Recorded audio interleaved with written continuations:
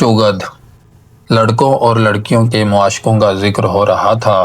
پرکاش جو بہت دیر سے خاموش بیٹھا اندر ہی اندر بہت شدت سے سوچ رہا تھا، ایک دم پھٹ پڑا۔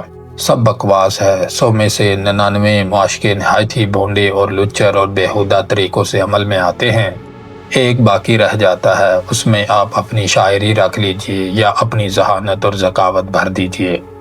مجھے حیرت ہے تم سب تجربہ کار ہو، اس درجے کے مقابلے میں زیادہ سمجھدار ہو۔ جو حقیقت ہے تمہاری آنکھوں سے اوجھل بھی نہیں۔ پھر یہ کیا حماقت ہے کہ تم برابر اس بات پر زور دیے جا رہے ہو کہ عورت کو راغب کرنے کے لیے نرم و نازک شاعری، حسین و جمیل شکل اور خوش وضع لباس، عطر، لونڈر اور جانے کیا کس کس خرافات کی ضرورت ہے۔ اور میری سمجھ سے یہ چیز تو بالکل بالاتر ہے کہ عورت سے عشق لڑانے سے پہلے تمام پہلو سوچ کر ایک اسکیم بنانے کی کیا ضرورت ہے۔ چودھری نے جواب دیا، ہر کام کرنے سے پہلے آدمی کو سوچنا پڑتا ہے۔ پرکاش نے فوراً ہی کہا، مانتا ہوں، لیکن یہ عشق لڑانا میرے نزدیک بالکل کام نہیں۔ یہ ایک بھائی تم کیوں غور نہیں کرتے؟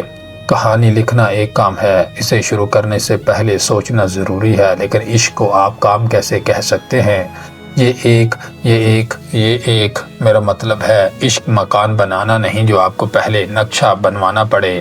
ایک لڑکی یا عورت اچانک آپ کے سامنے آتی ہے، آپ کے دل میں کچھ گڑبڑ سی ہوتی ہے، پھر یہ خواہش پیدا ہوتی ہے کہ وہ ساتھ لیٹی ہو، اسے آپ کام کہتے ہیں۔ یہ ایک حیوانی طلب ہے جسے پورا کرنے کے لیے حیوانی طریقے ہی استعمال کرنے چاہیے۔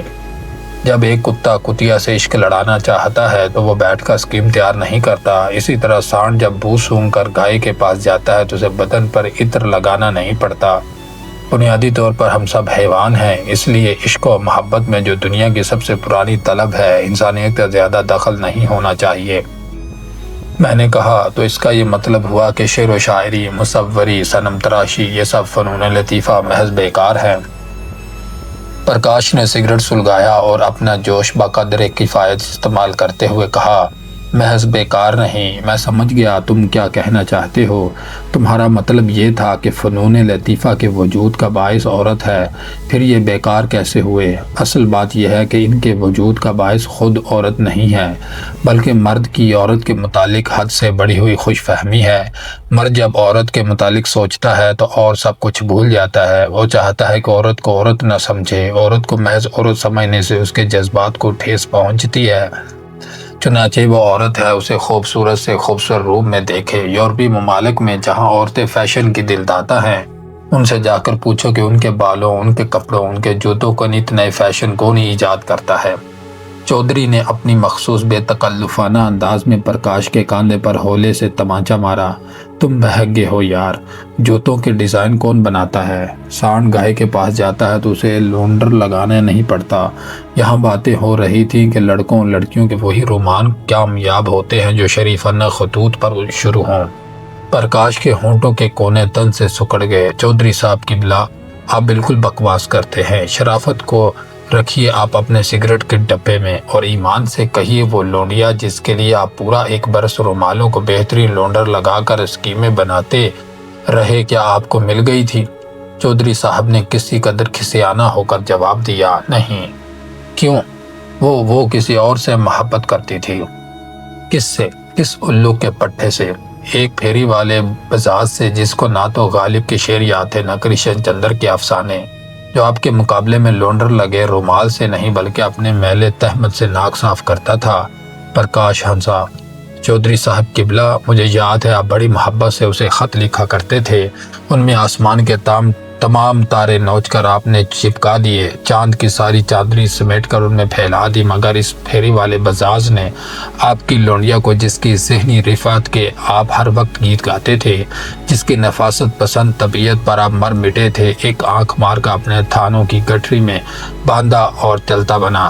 اس کا جواب ہے آپ کے پاس؟ چودھری منمنایا، میرا خیال ہے جن خطوط پر میں چل رہا تھا غلط تھے، اس کا نفسیاتی مطالعہ بھی جو میں نے کیا تھا درست ثابت نہ ہوا۔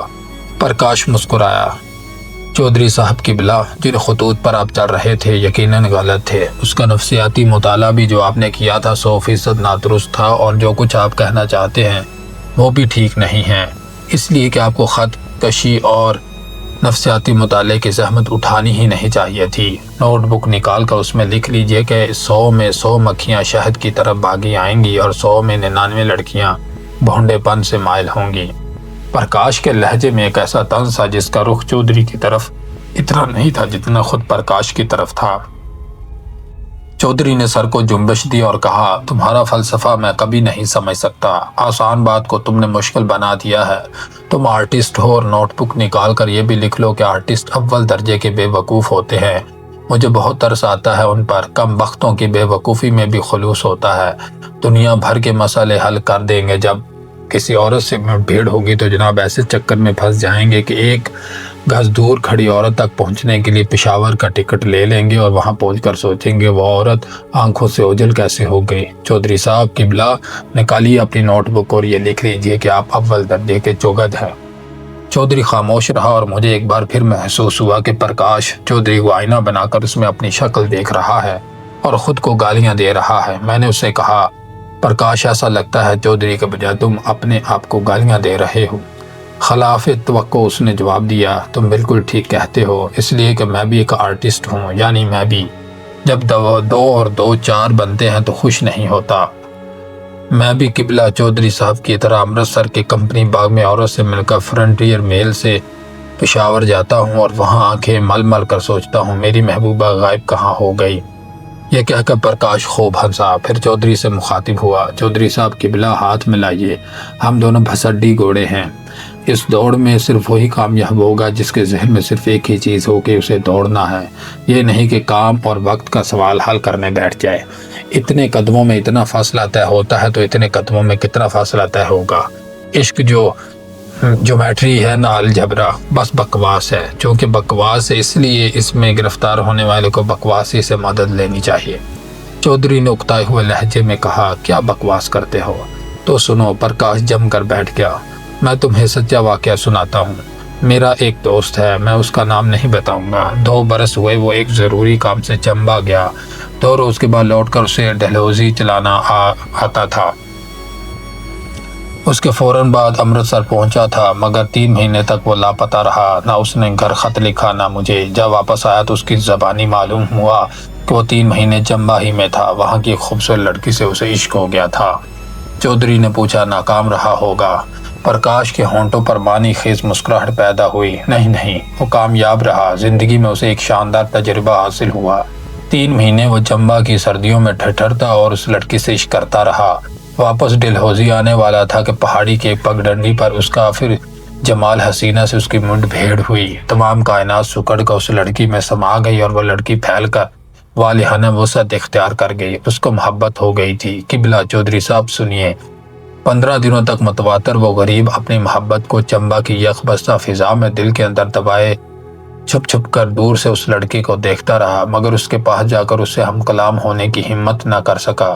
ہر دن گزرنے پر وہ سوچتا کہ دوری کتنی اچھی چیز ہے۔ اونچی پہاڑی پر وہ بکریاں چرا رہی ہے، نیچے سڑک پر اس کا دل دھڑک رہا ہے۔ آنکھوں کے سامنے یہ شاعرانہ منظر لائیے اور داد دیجیے۔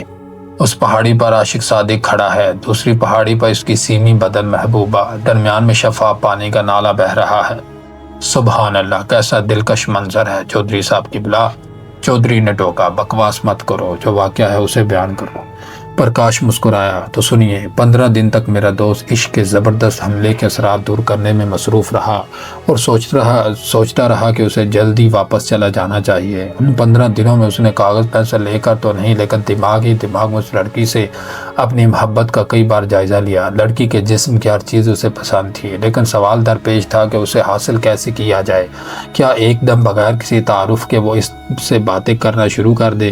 بالکل نہیں، یہ کیسے ہو سکتا تھا؟ کیوں ہو کیسے نہیں سکتا؟ مگر فرض کر لیا جائے اس نے منہ پھیر لیا۔ جواب دیے بغیر اپنی بکریوں کو ہانکتی پاس سے گزر گئی۔ جلد بازی کبھی بارآور نہیں ہوتی، لیکن اس سے بات کیے بغیر اسے حاصل کیسے کیا جا سکتا ہے؟ ایک طریقہ ہے، وہ یہ کہ اس کے دل میں اپنی محبت پیدا کی جائے، اس کو اپنی طرف راغب کیا جائے۔ ہاں ٹھیک ہے، لیکن سوال یہ ہے راغب کیسے کیا جائے؟ ہاتھ سے اشارہ نہیں، بالکل پوچھ ہے۔ सो किबला चौधरी साहब, हमारा हीरो उन 15 दिनों में यही सोचता रहा। 16वें दिन अचानक बावली पर उस लड़की ने उसकी तरफ देखा और मुस्कुरा दी। हमारे हीरो के दिल की बाछें खिल गईं, लेकिन टांगें कांपने लगी। आपने अब टांगों के मुतालिक सोचना शुरू किया, लेकिन जब मुस्कुराहट का ख्याल आया तो अपनी टांगें अलग कर दी और उस लड़की की पिंडलियों के मुतालिक सोचने लगा, जो उठी हुई घघरी में से उसे नजर आई थी। कितनी सडोल थी, लेकिन वो दिन दूर नहीं जब वो इन पर बहुत आहिस्ता आहिस्ता हाथ फेर सकेगा। 15 दिन और गुजर गए। उधर वो मुस्कुराकर पास से गुजरती रही, इधर हमारे हीरो साहब जवाबी मुस्कुराहट की रिहर्सल करते रहे। 1.25 महीना हो गया और उनका इश्क सिर्फ होंठों पर ही मुस्कुराता रहा। आखिर एक दिन खुद उस लड़की ने मोहर खामोशी तोड़ी और बड़ी अदा से एक सिगरेट मांगा। आपने सारी डिबिया हवाले कर दी और घर आकर सारी रात कपकपाहट पैदा करने वाले ख्वाब देखते रहे। दूसरे दिन एकदम को डलहौजी भेजा और वहां से सिगरेटों को 15 पैकेट मंगवा कर एक छोटे से लड़के के हाथ अपनी महबूबा को भिजवा दिए। जब उसने अपनी झोली में डाले तो आपके दिल को दूर खड़े बहुत मुसर्रत हुई। होते होते वो दिन भी आ गया जब दोनों बैठकर बातें करने लगे। कैसी बातें? किबला चौधरी साहब बताइए, हमारा हीरो क्या बातें करता था उससे? चौधरी साहब ने उकताए हुए लहजे में जवाब दिया, मुझे क्या मालूम। प्रकाश मुस्कुराया, मुझे मालूम है किबला चौधरी साहब। घर से चलते वक्त वो बातों की एक लंबी चौड़ी फहरिस्त तैयार करता था। मैं उससे ये कहूँगा। जब वो नाले के पास कपड़े धोती होगी तो मैं आहिस्ता आहिस्ता जाकर उसकी आंखें मेच लूँगा, फिर उसकी बगलों में गुदगुदी करूँगा। लेकिन जब उसके पास पहुँचता और आंखें मेचने और गुदगुदी करने का ख्याल आता तो उसे शर्म आ जाती। क्या बचपना है। और वो इससे कुछ दूर हटकर बैठ जाता और भेड़ बकरियों की बातें करता रहता। कई दफ़ा उसे ख्याल आया कब तक ये भेड़ बकरी उसकी मोहब्बत चढ़ती रहेंगी। 2 महीने से कुछ दिन ऊपर हो गए और अभी तक वो उसके हाथ तक नहीं लगा सका। मगर वो सोचता कि हाथ लगाए कैसे, कोई बहाना तो होना चाहिए। लेकिन फिर उसे ख्याल आता बहाने से हाथ लगाना बिल्कुल बकवास है। लड़की की तरफ से खामोश इजाज़त मिलनी चाहिए कि वो इसके बदन के जिस हिस्से को भी चाहे हाथ लगा सकता है। अब खामोश इजाज़त का सवाल आ जाता, उसे कैसे पता चल सकता है उसने खामोश इजाज़त दे दी है। किबला चौधरी साहब उसका खोई लगाते लगाते 15 दिन और गुजर गए। प्रकाश ने सिगरेट सुलगाया और मुंह से धुआं निकालते हुए कहने लगा, इस दौरान में वो काफ़ी घुल मिल गए थे, लेकिन उसका असर हमारे हम हीरो के हक़ में बुरा हुआ। दौरान गुफ्तगू में उसने लड़की से अपने ऊंचे ख़ानदान का कई बार जिक्र किया था। अपने ओबाश दोस्तों पर कई बार लानतें भेजी थी जो पहाड़ी देहातों में जाकर गरीब लड़कियों को ख़राब करते थे। कभी दबी ज़बान में, कभी बुलंद बांग अपनी तारीफ़ भी की थी। अब वो कैसे इस लड़की पर अपनी शहवानी ख्वाहिश ज़ाहिर था कि मामला बहुत टेढ़ा और पेचदार हो गया है, मगर उसका जज्बा इश्क सलामत था। इसलिए उसे उम्मीद थी कि एक रोज़ खुद लड़की ही अपने आप थाली में डालकर उसके हवाले कर देगी। इस उम्मीद में चनाचे कुछ दिन और बीत गए। एक रोज़ कपड़े धोते धोते लड़की ने, जबकि हाथ साबुन से भरे हुए थे, उससे कहा, तुम्हारी माचिस ख़त्म हो गई है, मेरी जेब से निकाल लो। ये जेब ऐन उसकी छाती के उभार के ऊपर थी। हमारा हीरो झेंप गया। लड़की ने कहा, निकाल लो ना। थोड़ी सी हिम्मत करके उसने अपना कांपता हुआ हाथ बढ़ाया और 2 उंगलियां बड़ी एहतियात से उसकी जेब में डाली। माचिस बहुत नीचे थी। घबराया कहीं और न जा टकराएं, चनाचे बाहर निकाल ली और अपनी खाली माचिस से तीली निकाल कर सिगरेट सुलगाया और लड़की से कहा, तुम्हारी जेब से माचिस फिर कभी निकालूंगा।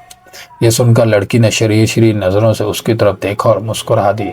हमारे हीरो ने आधा मैदान मार लिया। दूसरा आधा मारने के लिए वो स्कीमें सोचने लगा। एक रोज़ सुबह सवेरे नाले के उस तरफ बैठा, दूसरी तरफ नदी पर उस लड़की को बकरियां चराते देख रहा था और उसकी उभरी हुई जेब के माल पर गौर कर रहा था कि नीचे सड़क पर बावली के पास एक मोटर लारी रुकी। सिख ड्राइवर ने बाहर निकल कर पानी पिया, उस लड़की की तरफ देखा। मेरे दिल में एक जलन सी पैदा हुई। बावली की मंडेर पर खड़े होकर उस मोबाइल आयल से लिथड़े हुए सिख ड्राइवर ने फिर एक बार सावित्री की तरफ देखा और अपना गलीज हाथ उठाकर उसे इशारा किया। मेरी जेब में आई पास पड़ा हुआ पत्थर उस पर लुढ़का दूं। इशारा करने के बाद उसने दोनों हाथ मुंह के इधर उधर रखकर निहायत ही भोंडे तरीके से पुकारा, ओ जानी, मैं सदके आऊं। मेरे तन बदन में आग लग गई। सिख ड्राइवर ने ऊपर चढ़ना शुरू किया। मेरा दिल घटने लगा। चंद मिनटों ही में वो हरामजादा उसके पास खड़ा था, लेकिन मुझे यकीन था कि अगर उसने कोई बदतमीजी की तो वो छड़ी से उसकी ऐसी मरम्मत करेगी कि सारी उम्र याद रखेगा। मैं इधर से निगाह हटाकर उस मरम्मत के बारे में सोच रहा था कि एकदम दोनों मेरी आंखों से ओझल हो गए। मैं भागा नीचे।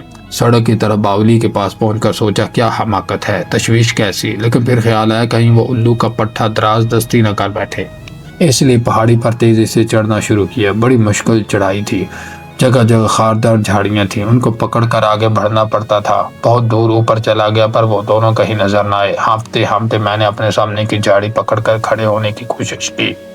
دیکھتا ہوں جھاڑی کے دوسری طرف پتھروں پر ساوتری لیٹی ہے اور اس غلیظ ڈرائیور کی داڑھی اس کے چہرے پر بکھری ہوئی ہے۔ میرے جسم کے سارے بال جل گئے۔ 1,000,000 گالیاں ان دونوں کے لیے میرے دل میں پیدا ہوئی، لیکن ایک لحظے کے لیے سوچا تو محسوس ہوا کہ دنیا کا سب سے بڑا چغت میں ہوں۔ اسی وقت نیچے اترا اور سیدھا لاریوں کے اڈے کا رخ کیا۔ پرکاش کے ماتھے پر پسینے کی ننھی ننھی بوندیں چمکنے لگی۔